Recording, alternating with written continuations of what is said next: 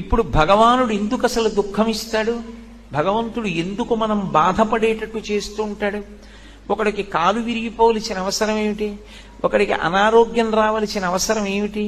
ఎందుకు వాడు అలా బాధపడుతుంటాడు అంటే, భగవంతుడు ఎందుకు బాధ పెడుతూ ఉంటాడు అంటే దానికి ప్రధానమైనటువంటి కారణము ఒక్కటి ఉంటుంది. గత జన్మలలో ఏదో పాపం చేసినది ఉంటుంది. ఆ పాపం ఎవరికి తెలుసు అంటే మనకి తెలియదు. ఆ జన్మలో శరీరాన్ని విడిచిపెట్టేసినప్పుడు ఇక మనకి ఆ జన్మ గురించి తెలియదు. కానీ ఆ జన్మలో జీవుడు ఏం చేశాడో భగవంతుడికి తెలుసు. అది చిత్రగుప్తుడంటే. ఆయన వ్రాసి పెట్టుకుంటాడు. దాన్ని అనుభవంలోకి తీసుకొస్తాడు. చేసిన పాపం కష్టం రూపంలో పోవాలి. వీడు కూడా బాధపడ్డాడు అనుకోండి, ఆ బాధ రూపంలో చేసిన పాపం పోతుంది. ఎప్పుడో ఎవరినో అనరాని మాట ఏదో అన్నాడు, వాళ్ళు చాలా బాధపడ్డారు 2 గంటలు. వాళ్ళు బాధపడ్డారు కదూ, ఆ బాధపడినట్టే ఇప్పుడు కూడా నిన్ను ఎవరో ఒకళ్ళు ఏదో అనరాని మాట అంటారు, నువ్వు 2 గంటలు బాధపడతావు. ఈశ్వరుడు గత జన్మలలో చేసిన పాపాన్ని దృష్టిలో పెట్టుకుని ఫలితాన్ని ఇస్తాడు. గత జన్మలలో చేసుకున్న పుణ్యాన్ని దృష్టిలో పెట్టుకుని ఫలితాన్ని ఇస్తాడు. అలా ఇస్తాడా అండి? ఖచ్చితంగా ఇస్తాడు. కంచికామకోటి పీఠాధిపత్యం వహించినటువంటి మహాపురుషులు చంద్రశేఖరేంద్ర సరస్వతీ స్వామి వారి దగ్గరికి వచ్చి, సనాతన ధర్మమునకు చెందనటువంటి ఆవిడ, పునర్జన్మ సిద్ధాంతమునందు నమ్మకం లేనటువంటి ఆవిడ ఓ మాట అడిగింది. గత జన్మలలో చేసుకున్న పాపపుణ్యములను అనుభవించడానికి ఈ జన్మలో శరీరాన్ని పొంది వస్తారని ఎలా నమ్ముతాము అని అడిగింది. ఆయన నవ్వి అన్నారు, ఇప్పుడు నువ్వు నాతో మాట్లాడుతున్నటువంటి నేను విడిది చేసిన ప్రాంగణం ఉందే, దీనికి ముందు సందులో ఒక వైద్యశాల ఉంది. అది ప్రసూతి కేంద్రం. కడుపుతో ఉన్న ఆడవాళ్ళు అక్కడికి వచ్చి ప్రసవం అవుతూ ఉంటారు. నువ్వు ఇవాళ వెళ్ళి ఎంతమంది దంపతులకు ఎవరెవరు పిల్లలు పుట్టారు, వాళ్ళ పేర్లు ఏమిటి, ఆ తల్లిదండ్రుల పేర్లు ఏమిటి, వాళ్ళు ఏం చేస్తూ ఉంటారు వ్రాసుకుని రా అన్నారు. ఆవిడ మర్నాడు వచ్చింది మహాస్వామి దగ్గరికి. ఆవిడేం చెప్పలేదు. ఆయన కాళ్ల మీద పడి నమస్కారం చేసింది. నాకు అర్థమైంది, గత జన్మలలో చేసుకున్న పాపపుణ్యములను అనుభవించడానికి భగవంతుడు ఈ శరీరాన్ని ఇచ్చినప్పుడే నిర్ణయం చేసేస్తాడు ఎవడెంత సుఖపడాలో ఎవడెంత బాధపడాలో. ఎలా? ప్రసూతి కేంద్రంలో ఒకడేమో ఎయిర్ కండిషన్డ్ రూమ్లో పుట్టాడు, ఒకడేమో జిల్లా కలెక్టర్ గారికి కొడుగ్గా పుట్టాడు, ఒకడేమో రిక్షా తొక్కుతున్నటువంటి ఒక కార్మికుడికి కొడుగ్గా పుట్టి కనీసంలో కనీసం ఒక ప్రత్యేకమైన గదిలో కూడా ఆవిడ ప్రసవం అవ్వలేక అందరితో పాటు ఒక హాల్లో పడుకునుంది పసిపిల్లాడితో. ఈ ఎండలో తెలియట్లా ఎవరు చేసినటువంటి కర్మని అనుభవంలోకి వాళ్ళు తెచ్చుకుంటున్నారన్న విషయం తెలుస్తోందా, తెలియట్లేదా? కాబట్టి భగవంతుడు ఈ శరీరాన్ని ఎందుకు ఇస్తాడు అంటే, దీనితో ఎప్పుడూ 3 పనులు జరుగుతూ ఉంటాయి. ఇది బాగా జ్ఞాపకం పెట్టుకుంటే అసలు మనం ఎందుకు శరీరాన్ని జాగ్రత్తగా ఉపయోగించాలో అర్థమవుతుంది. శరీరం లేదనుకోండి, సుఖం ఎలా అనుభవిస్తారు, దుఃఖం ఎలా అనుభవిస్తారు నాకు చెప్పండి. గతంలో చేసిన పాపం ఉంది, దుఃఖం అనుభవించాలి, శరీరం లేదు, ఎలా అనుభవిస్తారు? కుదరదు. పాపము యొక్క ఫలితమైన దుఃఖం పోగొట్టుకోవాలన్నా శరీరం ఉండాలి. పుణ్యం చేసినప్పుడు దాని ఫలితంగా సుఖం అనుభవించాలన్నా శరీరం ఉండాలి. పాపపుణ్యములు దేని వల్ల పోతాయి? శరీరంతో సుఖ దుఃఖములను అనుభవించడం చేత పోతాయి. మూడవది, నువ్వు తర్వాత జన్మలకి కావలసిన వంట దేంతో వండుకోవాలంటే దీంతోనే వండుకోవాలి. ఈ జన్మలో విశేషమైనటువంటి పుణ్యకార్యములు చేసి పరమ సాత్వికమైనటువంటి బుద్ధితో ఎవరినీ బాధ పెట్టకుండా ప్రవర్తిస్తున్నావు అనుకో, అప్పుడు ఆ పుణ్యం వచ్చే జన్మలో నువ్వు సుఖపడడానికి హేతు అవుతుంది. ఈ జన్మలో బలం ఉంది కదా అని అందరినీ బాధ పెడితే ఆ బాధ పెట్టినటువంటి పాపం వచ్చే జన్మలో దుఃఖంగా అనుభవించడానికి పనికొస్తుంది. ఇప్పుడు వచ్చే జన్మలో రావలసినటువంటి సుఖ దుఃఖములను పాపపుణ్యముల రూపంలో ఇక్కడ సముపార్జించుకోవడానికి సాధనం ఏది? శరీరమే. కాబట్టి ప్రతివాడు కూడా ఏం కోరుకుంటాడు? నేను సుఖంగా ఉండాలి అంటాడు.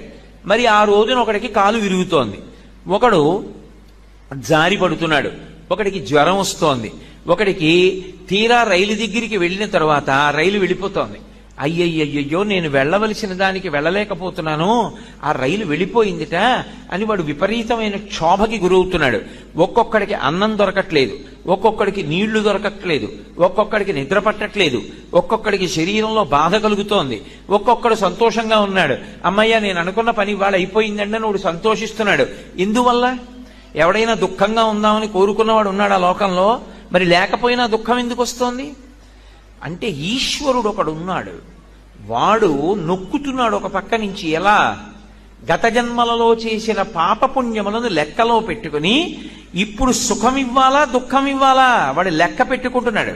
మనకి తెలియదు. ఇవాళ నేను నిద్రలేచినప్పుడు ఇవాళ ఈశ్వర నేను కాసేపు ఏడిచేటట్టుగా చూడండి, ఉదయం నేను 8:30 నుంచి 9:30 వరకు అలోమని ఏడ్చేదనుగాక అని ఎవడైనా దండం పెడతాడా? ఎవడూ పెట్టడం. ఈశ్వరాన్ని సంతోషంగా ఉండేటట్టు చూడండి అని చెప్తాడు. అయినా ఏడుస్తున్నాడు ఏదో సమయంలో. ఎందుకు ఏడుస్తున్నాడు?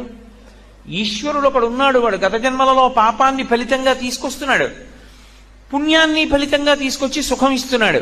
పోని కాలమును దాటగలమా మనం?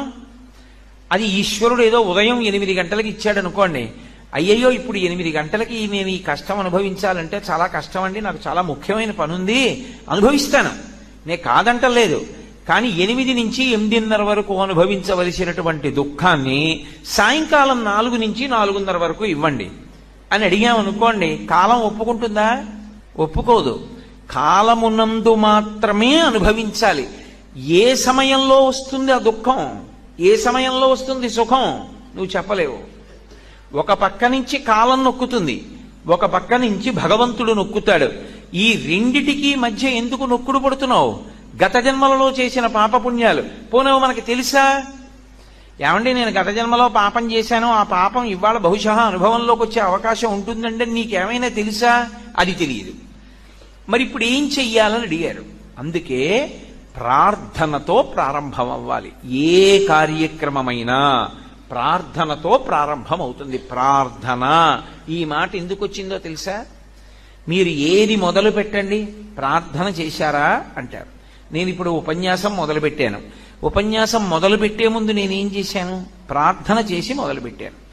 ప్రార్థన అంటే ఈశ్వర ఏమో గత జన్మలలో నేను పాపము చేసి ఉండవచ్చు, పుణ్యము చేసి ఉండవచ్చు, కానీ నేను చేసినటువంటి పాపం ఏదో ఉండి ఉంటుంది. ఏమీ లేకపోతే మనుష్య శరీరం ఎందుకు వస్తుంది? పాపపుణ్యాలు 2 ఉంటేనే మనుష్య శరీరం ఇస్తారు. కానీ నాకు మీరు ఒక్క ఉపకారం చేసి పెట్టండి. ఒకటి, నేను చేసినటువంటి పాపానికి నాకు ఫలితాన్ని ఇచ్చేటప్పుడు పరమదారుణమైనటువంటి ఫలితాన్ని నాకు ఇవ్వవద్దు. నేను ఏదో పెద్ద పాపమే చేసి ఉండవచ్చు, ఆ పెద్ద పాపానికి తగినంత ఫలితాన్ని మాత్రం నాకు ఇవ్వకండి. అంత పెద్ద అశుభవార్త నేను వినేటట్టుగా చేయకండి. దానివల్ల నేను తల్లడిల్లిపోయేటట్టుగా నన్ను మార్చకండి.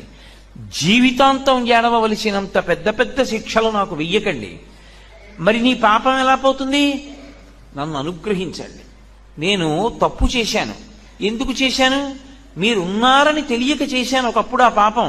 ఇప్పుడు తెలుసుకున్నాను మీరున్నారని, కాబట్టి నేను చెయ్యను. ఇప్పుడు నేను ప్రయత్నపూర్వకంగా ఏ తప్పు చెయ్యట్లేదు, కానీ అప్పుడు చేశాను. ఈశ్వర మీరు నన్ను మన్నించి ఆ పాపము యొక్క ఫలితాన్ని ఇచ్చేటప్పుడు బహు తక్కువ చేసి ఇవ్వండి, నేను భరించగలిగేలా ఇవ్వండి, తప్ప నేను భరించలేనంత దుఃఖాన్ని నాకు ఇవ్వకండి. ఇది నోటితో అడగక్కర్లేదు. ఈశ్వరుణ్ణి ప్రార్థన చేస్తాడు. వాడొకడు ఉన్నాడన్న నమ్మకం కలిగింది. వాడు ఉన్నాడన్న నమ్మకం ఎలా కలుగుతుంది? వాడి కంటి ముందు కనపడుతున్నాడా? కాదు, జరుగుతున్న సంఘటనల చేత నిరూపించుకుంటాడు. ఆయన్ని ప్రార్థన చేస్తే ఆయన తప్పిస్తాడు, ఆయన కాపాడతాడు, ఆయన రక్షకుడు. అందుకే తప్పకుండా భగవంతుణ్ణి ప్రార్థన చెయ్యాలి. మనకి ప్రార్థన చెయ్యడం ఎలా చెయ్యాలో కూడా చేత కాదు అంటే, మన పనుపున మన కోసమని శంకరాచార్యుల వారు ప్రార్థన చేశారు. ప్రార్థన చేసి లోకానికంతటికీ కూడా చదువుకోవలసినటువంటి అద్భుతమైనటువంటి స్తోత్రాన్ని ఇచ్చారు. చాలా తేలిక మాటలతో ఉంటుంది. షట్పదీ స్తోత్రం అని. అది నాకు నోటికి రాదండి, నేను ఎప్పుడూ చదవలేదండి అంటే అంతకన్నా దారుణమైన విషయము లోకంలో ఇంకొకటి లేదు. షట్పదీ స్తోత్రం వచ్చి ఉండాలి. ఒకవేళ రాకపోతే కనీసంలో కనీసం షట్పదీ స్తోత్రం తప్పకుండా ఇంట్లో ఉండాలి. ఇంట్లో ఉండి ప్రతిరోజు చదువుకోవాలి. చాలా తేలికగా ఉంటుంది షట్పదీ స్తోత్రం. అవినయమపనయ విష్ణోహో అని ప్రారంభం అవుతుంది. అది రోజు భగవంతుడి దగ్గర చెప్పాలి. భగవంతుడి దగ్గర చేరేటటువంటి 4 రకములైనటువంటి భక్తులు కూడా ఆర్తో జిజ్ఞాసురర్థార్థి జ్ఞానీచ భరతర్షభ, నలుగురు ప్రార్థన చేయవలసినదే. ప్రార్థన చెయ్యకపోవడం అన్నది లోకమునందు ఉండదు. కాబట్టి చక్కగా మన కోసం ఎవరో ప్రార్థన చేయడం కాదు, మన కోసం మనం ప్రార్థన చేసుకోవడం నేర్చుకోవాలి. ఎందుకలా? నీకు ఆకలిస్తే నువ్వు తిను. నువ్వు ఎందుకు ప్రార్థన చెయ్యవు? చక్కగా నువ్వు ప్రార్థన చేసుకో భగవంతుణ్ణి. ఎప్పుడో ఏడాదికో 2 ఏళ్లకో ఎవరో వచ్చి నీ కోసం ప్రార్థన చేయడం ఏమిటి? నువ్వే రోజు చేసుకో, నువ్వే ప్రతి గంట చేసుకో, క్షేమంగా ఉంటావు.